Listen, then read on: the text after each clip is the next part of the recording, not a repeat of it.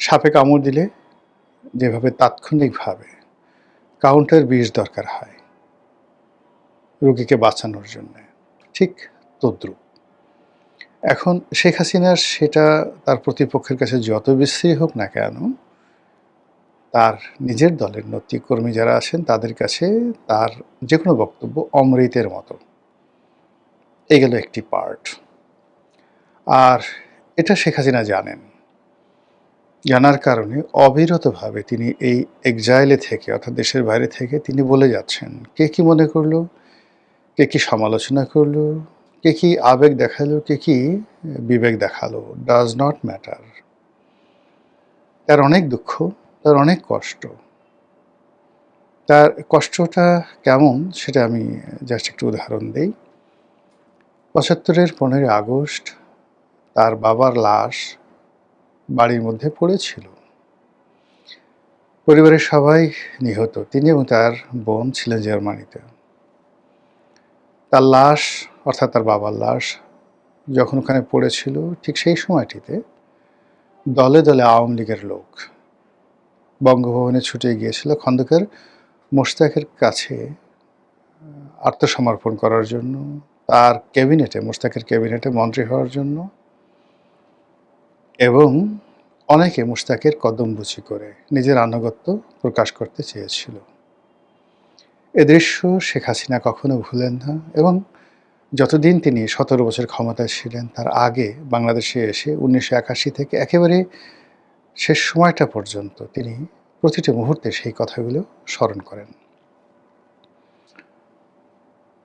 যারাই তার কাছে গিয়েছেন একটু আন্তরিকতা হয়েছেন, একটু আওয়ামী লীগের ব্যাপারে আবেগ দেখানোর চেষ্টা করেছেন, সবাইকে তিনি ধমকের সুরে বললেন যে তোমরা সেদিন কোথায় ছিলে যেদিন আমার বাবার লাশ পড়েছিল।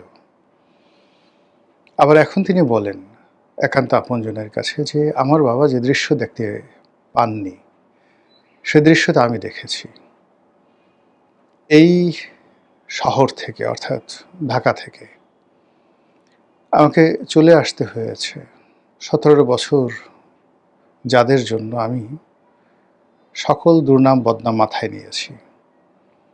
১৭ বছর ধরে যত অভিযোগ আমার বিরুদ্ধে সব তো এই দলের নেতাকর্মীর জন্য এবং দলের সাধারণ কর্মী সমর্থকের জন্য এবং অনেক ক্ষেত্রে জনগণের জন্য।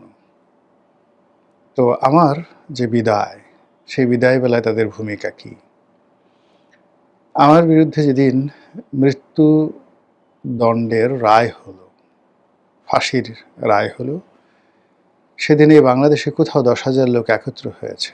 আমার ৬ কোটি সমর্থক, ৩ কোটি শক্তি সামর্থ্যবান মানুষ, কিন্তু তারা একত্র হতে পেরেছে ১০,০০০ লোক। এরকম কোনো নজির আছে?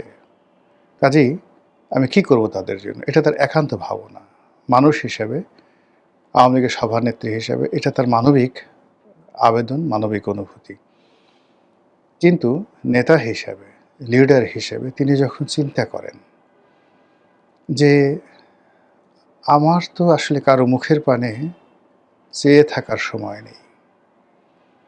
আমি যদি কারো মুখের পানে চেয়ে থাকি তাহলে তো আর চলবে না। সবাই আমার পানে চেয়ে আছে। কাজেই তার সেই যে আবেগ, অনুভূতি, দুঃখ, কষ্ট, বেদনা এগুলোকে মাটি চাপা দিয়ে তিনি আবার রুখে দাঁড়ান এবং একটার পর একটা শব্দবোমা তিনি ছেড়ে দেন। সেই শব্দবোমায় কখনো ইউনূস, কখনো এনসিপি, কখনো জামাত, কখনো বিএনপি, আবার কখনো কখনো কোনো ব্যক্তি বা বিশেষ সে আক্রমণের শিকার হন এবং তছনছ হয়ে যায়।